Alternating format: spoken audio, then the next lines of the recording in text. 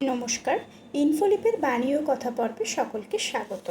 আজ ঠাকুর ও কেদারনাথ বন্দ্যোপাধ্যায়ের একটি ঘটনা আপনাদের সামনে তুলে ধরার চেষ্টা করব। কেদারনাথ তিনি চাকুরিরত আর বিবাহিত তখন।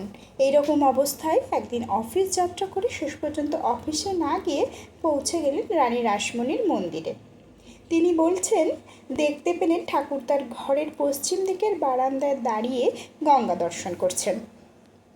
তার কাছে উপস্থিত হতেই তিনি বললেন, কী রে, আপিস পালালি? ওটা ভালো নয়।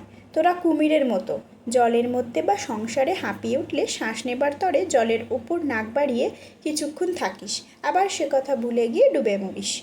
বেশিক্ষণ থাকতে পারিস না। দুঃখ কষ্ট না থাকলে কি কেউ সেদিক মারাতো? দুঃখ কষ্ট বড় দরকারি জিনিস রে, সেই তো মানুষকে সৎপথ খোঁজায়। পরে বললেন, বিবাহ করেছিস? মা আছেন না? কেদারনাথ বললেন, আজ্ঞে হ্যাঁ আছেন। একটু চুপ করে রইলেন, যেন কি ভাবলেন। শেষে বললেন, যা এখন সংসার কর। একটু দুঃখ কষ্ট থাকা ভালো, এগিয়ে দেয়। দুঃখ না থাকলে কেউ ভুলেও ভগবানের নাম নিত না। হঠাৎ কেদারনাথবাবুর মনে হলো তিনি কষ্ট বোধ করছেন। সত্যিই তো, তখন তার রোগ বাড়ছে। না, আর নয়। তিনি বললেন, আপনি একটু বিশ্রাম করুন ঠাকুর, এই তো আহারের পর উঠেছেন। কেদারনাথ বললেন, তিনি বোঝেননি জ্বালাতন করছেন। কষ্ট তো আছেই, কিছু জানবার থাকলে সেটা বল। হাসতে হাসতে বললেন, আমাদের তো সবই জানবার, জানলুম আর কি। কেন? ভগবানকে জানবি, চেষ্টা থাকলেই পাবি। তিনি যখন রয়েছেন, পাবি না কেন?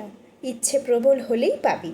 সেই ইচ্ছা আনা চাই। কেদারনাথবাবু ঠাকুরকে বললেন, আপনি আশীর্বাদ করুন। ঠাকুর বললেন, ওসব আশীর্বাদের বস্তু নয়, নিজের কাজ। আকাঙ্ক্ষা বাড়া, বাড়ি যা। জিজ্ঞাসা কিছু থাকলে তিনি তখনও বলতে প্রস্তুত। কিন্তু কেদারনাথবাবু কি জিজ্ঞাসা করবেন তা আর ভেবেই পেলেন না। তাই তিনি ঠাকুরকে বাড়ি দিয়ে ঘরে ফিরলেন। ঠাকুর ও কেদারনাথবাবুর এই ঘটনার মাধ্যমে আজ দিনটি সমাপ্ত করলাম। সকলে ভালো থাকবেন, সুস্থ থাকবেন, আনন্দে থাকবেন। ঠাকুর, মা, স্বামীজি, গুরুদেবের চরণে প্রণাম জানাই। আগামী দিন আপনাদের মঙ্গলময় হোক এই কামনা করি। আমাদের চেষ্টা যদি আপনাদের ভালো লেগে থাকে তাহলে চ্যানেলটিকে লাইক, শেয়ার, সাবস্ক্রাইব করে পাশে থাকবেন। সকলকে শুভরাত্রি। ধন্যবাদ।